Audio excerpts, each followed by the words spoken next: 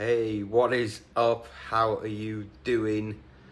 I've got a new phone and I've been setting it all up the last few days. It's been a nightmare. So I had an old iPhone 8 and now I've got a brand new iPhone 12. Hope this looks clearer and new. Anyway, I want to talk to you today about what makes a good supplier and a good buyer so that you can do a deal, make a deal happen. And there's a few good reasons what makes a good supplier and a good buyer, because there are a lot of occasions where a lot of suppliers I wouldn't call a good supplier, and there's reasons why, and there's a lot of reasons why there's a lot of buyers that are not a good buyer as well. So I want to talk about how to spot a good supplier, a good seller. So when you are offered some excess stock, surplus stock, how do you know that supplier is a good supplier, and you've got a good chance of doing some business with them? And I always say that the main reason what I look for in a good supplier, well, the big thing that I look for in a supplier is what I call how motivated are they to sell that stock? How motivated is that supplier to sell that stock? You see, there's a lot of suppliers that are what I would call not motivated to sell that stock, meaning they are probably not very negotiable on the price. They are not really willing to be negotiable on that price. They're not willing to come down on that price, maybe very much. They might not even be willing to come down on price at all on that stock. To me, when you get a supplier like that is not very negotiable, that means that they're not very motivated to sell that stock, whether it's their company or whether they are working for a company. They are just not motivated to move that stock, meaning they are probably not desperate yet to get rid of that stock. They're not really in a hurry to get that stock out of their warehouse. They're not in a rush to sell that stock. And the ones that are motivated to sell their stock are the ones that are they are willing to be very negotiable on the price. They will come down on price. A lot of them will come right down on price. That shows a very motivated seller. They might be in a hurry to get that stock out.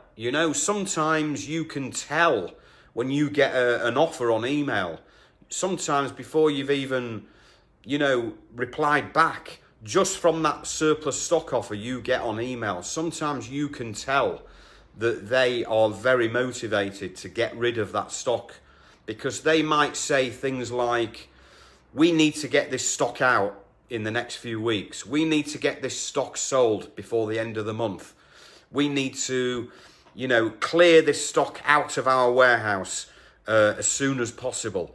Those kind of words that they speak in an email, that to me comes across straight away as a seller that is very motivated to get rid of that stock. And if they are in a hurry to get rid of that stock, if they are wanting to clear that stock out of their warehouse as soon as possible, straight away that they are going to be negotiable on that price. They will come down on price just to do a deal on that stock. And that is what I look out for when I receive surplus stock offers. I'm always looking to see how motivated is that seller to get rid of that stock. If they come across as not very motivated, they're not in a rush, they don't seem in a rush, You know, they're just kind of testing the market. They're just putting the feelers out. They're just testing the offer. You know, sometimes they might offer stock and not even give a price. They might just say, what will you offer? What will you offer us? That, to me as well, might come across as a seller that is not very motivated. They're just testing the market to see what companies will offer them for that stock. So, you know, yeah, they're thinking of selling that stock, but they're not very hungry to sell that stock. They're not very motivated to sell that stock. They might just say, right, here's the stock we're offering you. What will you pay us? What will you pay us for that stock? All they're doing is they're just testing the market. They're putting the feelers out.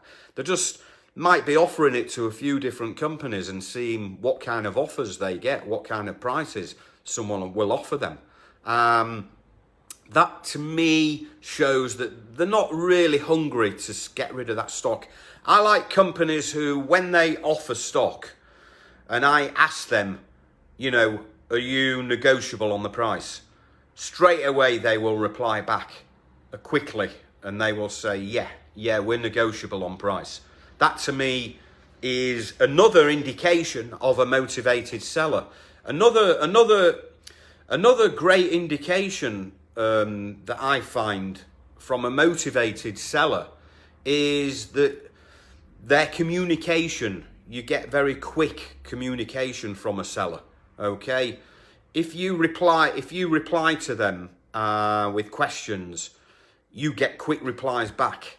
You know, if any communication, they reply back very quickly. If they don't reply back quick, maybe they reply back the next day, or maybe they take a few days to reply. That is another sign. That is another indication that they are not in a rush. They are not hungry or motivated to get rid of that stock very quickly. You know, they might be very laid back and not really be in a hurry. So they've got other priorities in their business that they're dealing with. And they're not in a rush to reply back to you with the information that you need.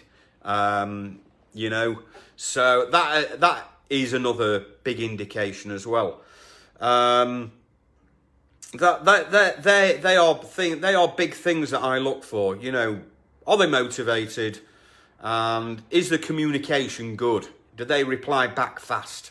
Sometimes I will move that conversation to WhatsApp just to see how quick they are, because the thing is with WhatsApp, once you get a reply back from a seller, from a supplier, if they, on their contact details, they give their mobile number, I always add their mobile number to my WhatsApp, and I will message them on WhatsApp instead of just emailing them back.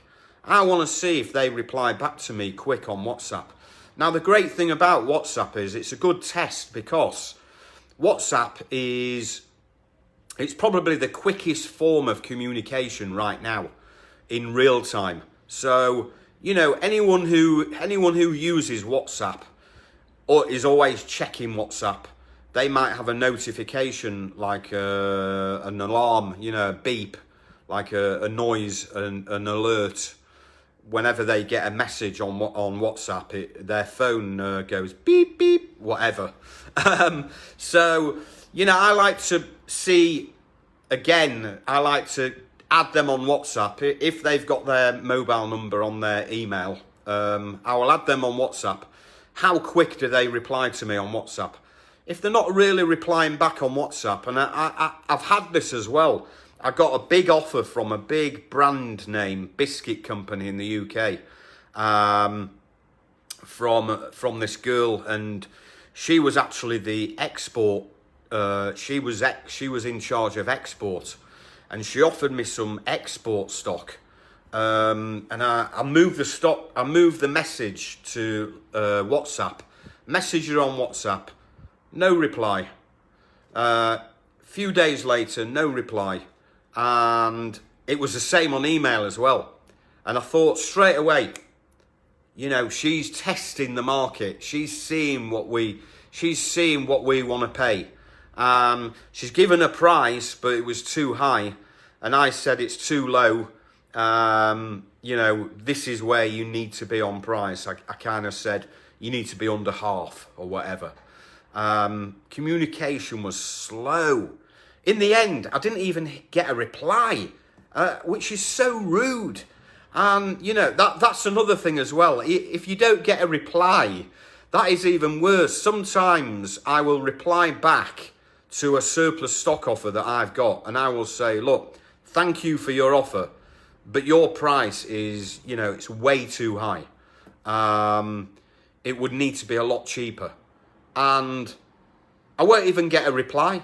I won't even get a reply back, which straight away, that sorts out, to me, that sorts out the motivated sellers from the unmotivated sellers. So, you know, if I'm replying back saying your price is way too high, you need to be a lot cheaper, I know that if they reply back and, you know, they want to keep talking, then yeah, potentially they are motivated to do something with that stock. If I reply back and say your price is too high, you need to be a lot cheaper, and I get no reply back from that seller, I hear nothing back at all, then of course I know straight away that they are not motivated to sell that stock. They've got a reply from me saying it's too, you know, your price is too high, you need to be a lot cheaper. They don't like that reply, and you know, they won't reply back to me. So that again is another good indication as well, where you can just test them by replying back to say your price is too high, you need to be a lot cheaper. Just saying that and waiting to see if you get a reply back will give you a good indication of whether that supplier is motivated to sell that stock. If they reply back and they want to keep talking, and you know, they know that you want to pay a lot less, but they want to keep communicating with you, they know, you know, that they are motivated to sell that stock. They are a motivated seller.